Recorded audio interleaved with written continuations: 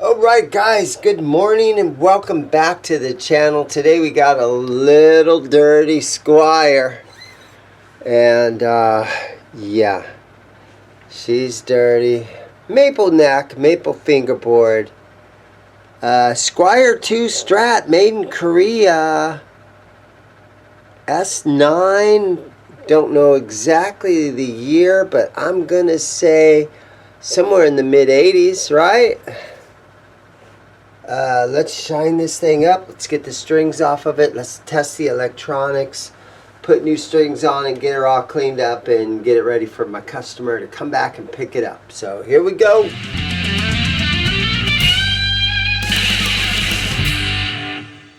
Okay, let's see if she makes noise.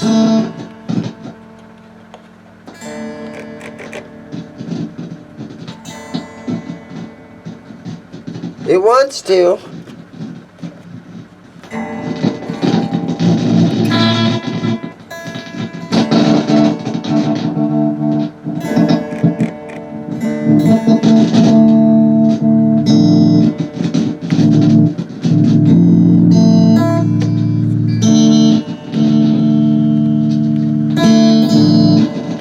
Okay, gonna have to get in here and lift the hood on this thing and spray out those potentiometers, and hopefully that'll be enough to get the electronics working if we just clean it.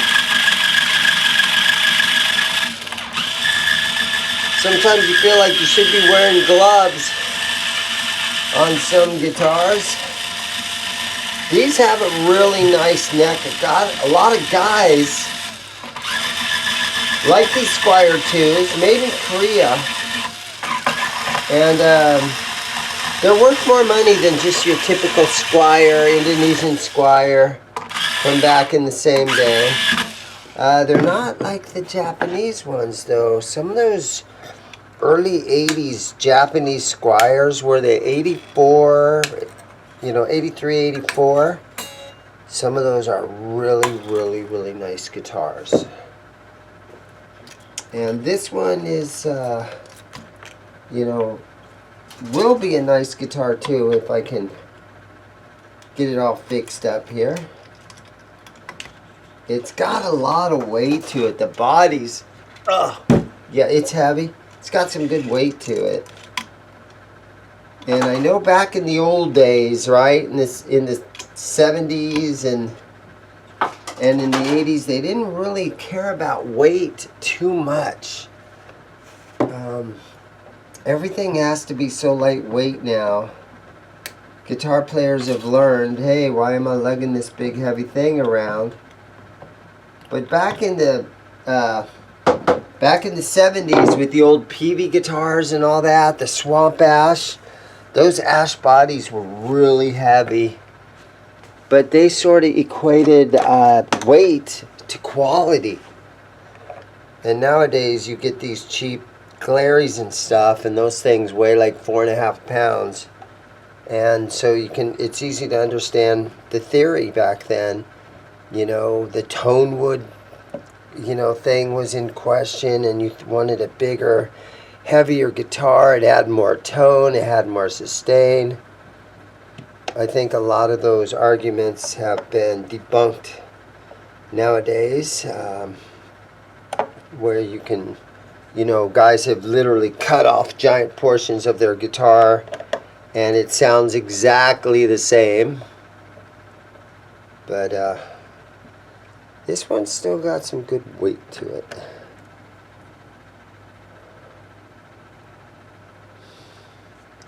But it is pretty disgusting. It looks good in there.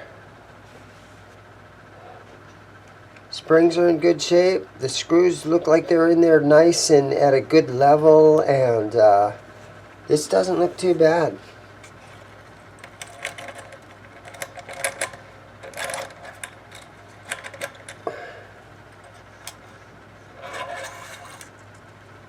Okay. Let's do this for a while. Let's just clean on it for a little while. Some simple green, just get in here and try to get the top layer of dirt off of it.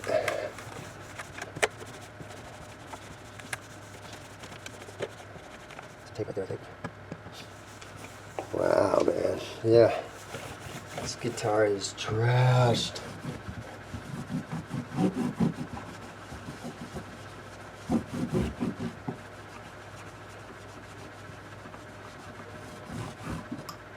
This guitar is trashed. But it's going to be fun to get this thing looking all nice and pretty.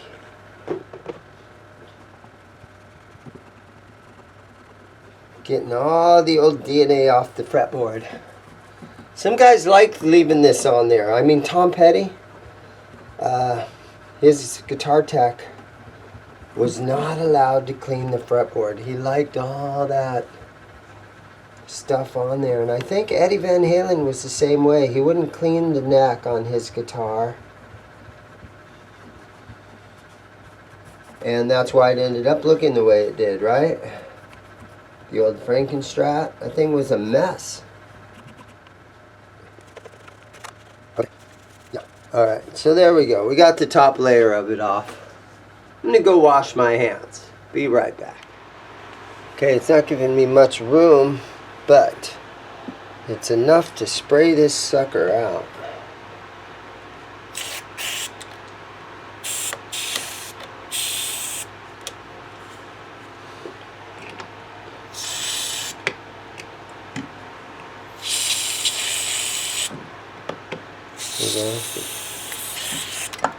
Spray it out and move them around a little bit.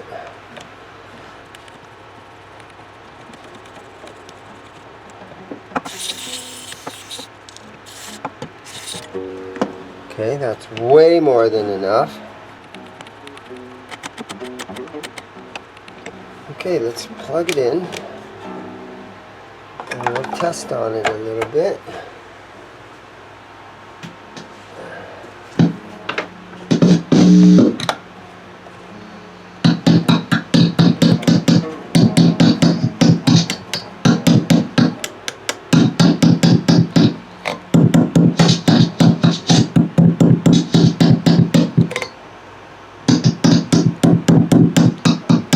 Very good. It's that easy. Just spray them out. Clean them up. This guitar is so dusty. We're in Arizona. I'm in Arizona, so we get dust storms.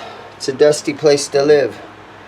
And dust gets pretty much everywhere. And you got to be careful not to breathe that stuff in. You can get valley fever, they call it, which is a disease you can get if you inhale too much of this Arizona dust. There's little spores that live in the dust or whatever, and it can mess you up pretty good, make you pretty sick. And it makes your guitars pretty sick sometimes, and not in a good sick way, right? A lot of guitars are sick, but in a cool way. This one's getting better. This is a cool guitar. And looking again, I'm looking at the serial number here. And it starts with an S, and so that's not the 70s, of course. Squier wasn't around in the 70s. That S is most likely a Samick factory in Korea. So Samick built a lot of guitars for all kinds of brands, and I'm going to guess this is out of a Samick factory in South Korea.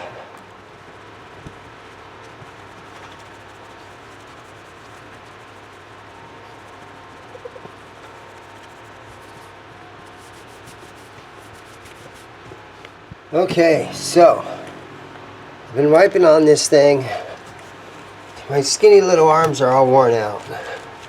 So that's as clean as I'm going to get it. It's time to throw some strings on it.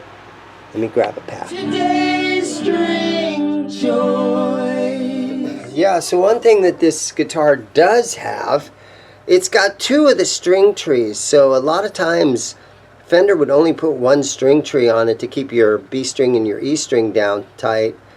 But this one has a string tree for the D string and the G string.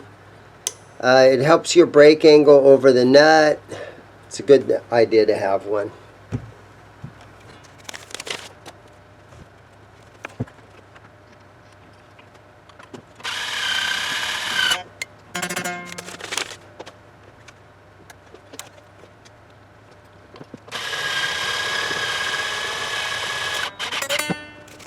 And then finally, our high E string is a 9 gauge. Perfect for a Strat scale length. Gibson stuff, Gibson scale length stuff. A lot of times I'll put a 10 gauge string on it.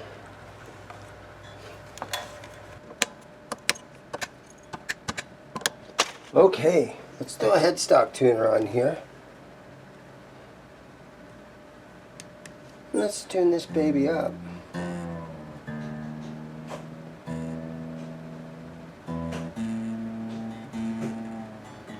Ooh, the tuners are kind of hard to turn, kind of stiff. One nice upgrade would be to change those out. These are the cheapies. Okay, so stretch the strings out a little bit on this. Always protect the nut by placing your hand over here.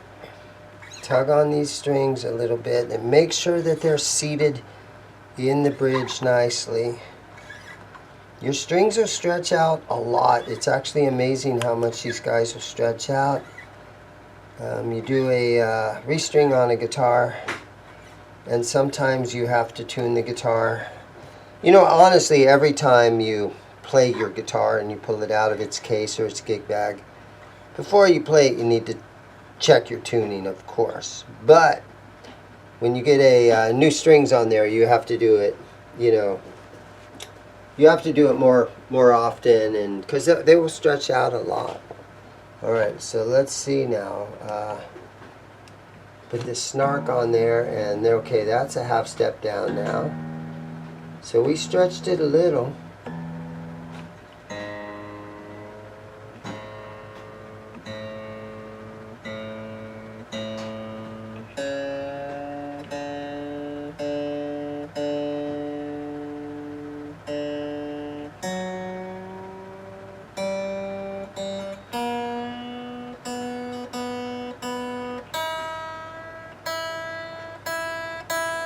Okay, so what I always do is I just throw it up on my knee and just kind of play it a little bit.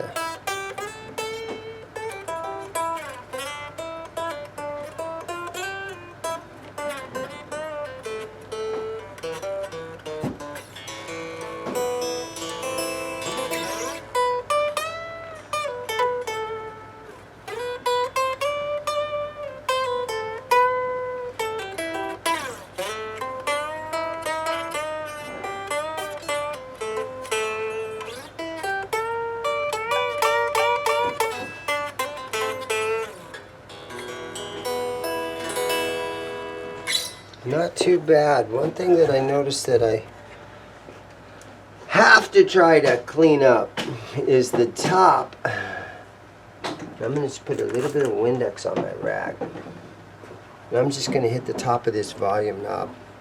Oh yeah. Gotta get that. That made such a big difference right there. And I see a little bit that I missed right here on the fingerboard. When a customer picks up a basic restring and the guitar looks like it's new again, it's kind of a special feeling that those guys have, and it brings life back to the guitar. This guitar, it was borderline, I'm going to call it abused, because of the way that it got so dusty and the guy let it get that dusty. But again, it's an old guitar that is rolling in on 35, 40 years old, so it's been around. But I got to put the back plate back on it, call the customer up, tell them to come pick this thing up, and just enjoy it. That's the whole thing about a guitar. Even these cheap ones, man. You can enjoy these things. You can play these things, you learn new songs. There's my phone. I gotta go. I'll see you guys later in the next video.